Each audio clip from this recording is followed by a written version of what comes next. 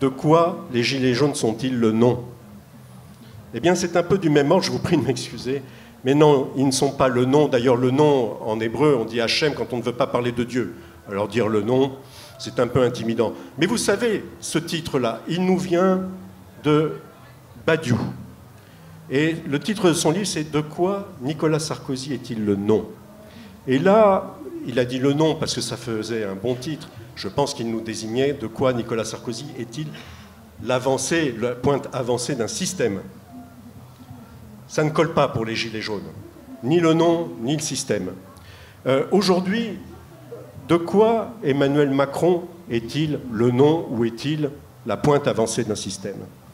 Il est la pointe avancée, il est éventuellement le nom, de ce qu'était Nicolas Sarkozy, de ce que représentait Nicolas Sarkozy, en bien pire. En bien pire. Ce sont les mêmes réseaux mafieux, ce sont les mêmes réseaux barbouzards, ce sont les mêmes réseaux affairistes qui ne disent pas des conneries en l'air, qui ne disent pas les choses comme ça, qui avancent comme des bulldozers pour liquider tout ce dont Danielle Salnave est aussi porteuse, les cheminots dont elle nous a parlé, le service public, de la mobilité pour tous les Français, les instituteurs. Mon frère disait, l'éducation nationale, c'est le temple de la République. Il m'a dit ça un jour.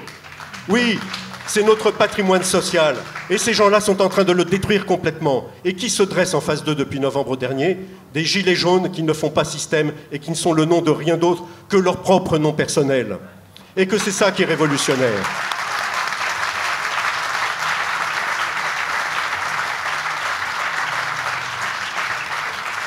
Et ce qui est révolutionnaire, Charles, je boucle sur ta question, c'est que moi, j'ai 40 ans de mouvement social derrière moi.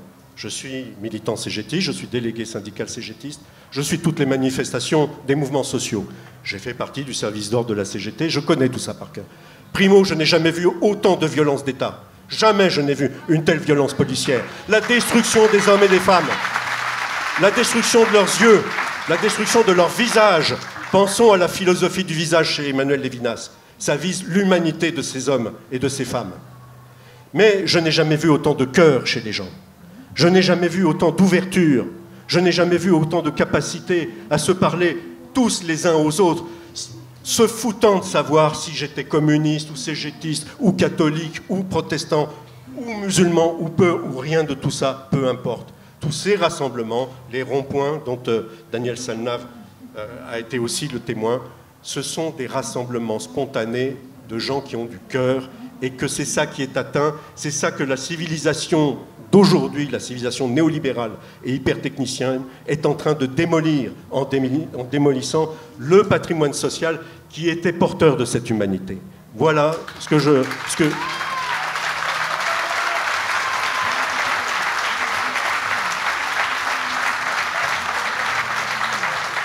Voilà pour boucler sur Christophe Détinger, sur sa femme, sur ses amis, sur ses enfants, sur toutes les personnes. Voilà ce contre quoi ils combattent. Oui, c'est un combat. Oui, c'est un ring. Mais c'est un ring d'honneur. C'est un ring à armes égales, c'est-à-dire à main nue. Et puis, si possible, franchement, si on pouvait ne pas se battre. La résistance, à partir de 1942, elle a été obligée de prendre le fusil.